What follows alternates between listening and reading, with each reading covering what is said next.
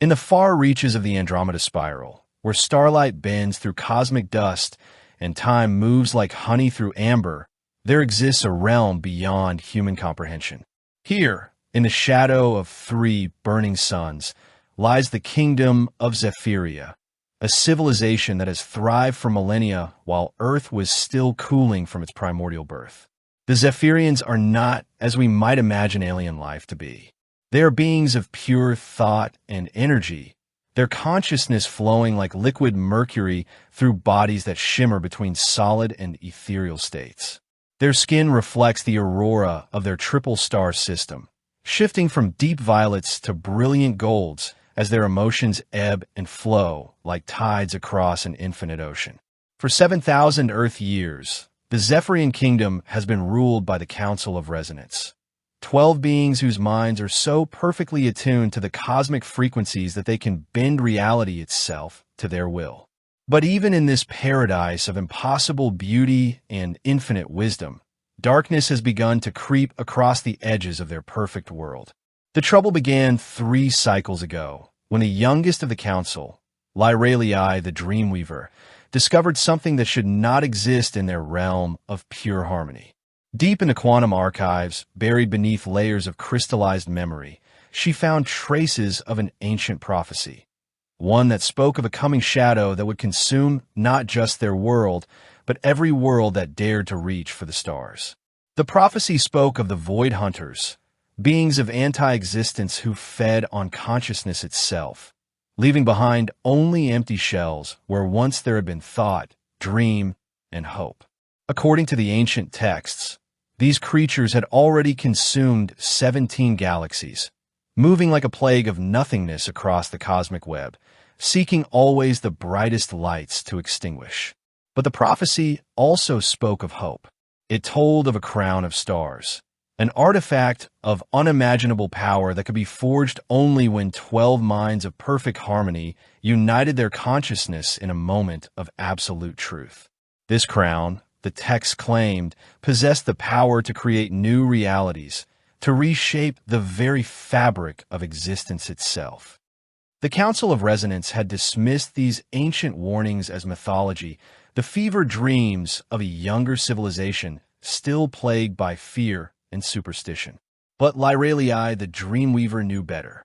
In her meditations, she had felt it, a coldness growing at the edge of perception, a hungry void that watched and waited with infinite patience.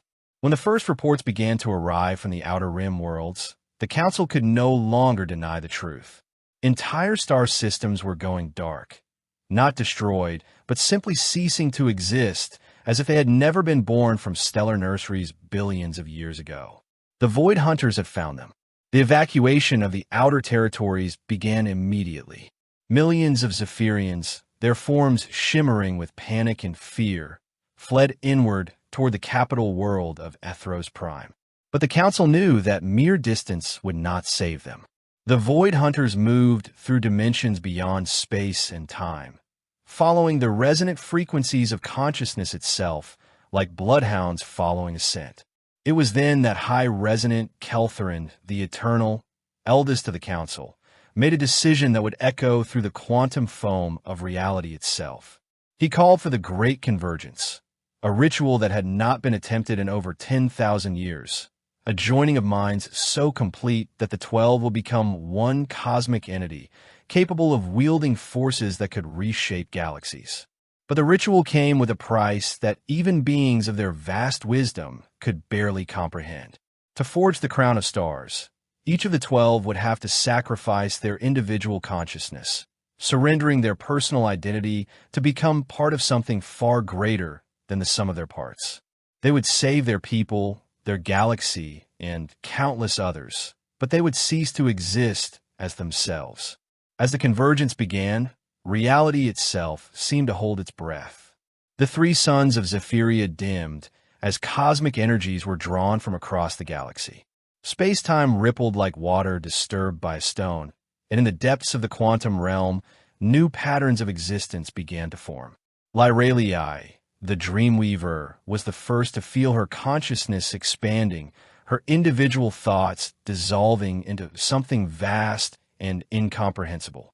Through her expanding awareness, she could perceive the void hunters approaching, beings of such profound emptiness that they seemed to consume light itself simply by existing. But she could also feel the growing power of the crown, a force of pure creation that pushed back against the tide of absolute negation.